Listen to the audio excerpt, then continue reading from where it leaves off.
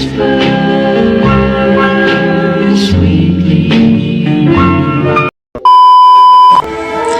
adalah makanan tradisional Indonesia yang berasal dari Jawa. Makanan ini terdiri dari berbagai sayuran rebus yang disiram dengan bumbu kacang.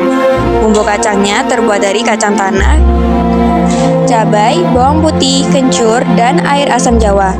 Pecel mencerminkan kesederhanaan, hidup sehat, dan budaya makan bersama yang masih dijaga hingga sekarang.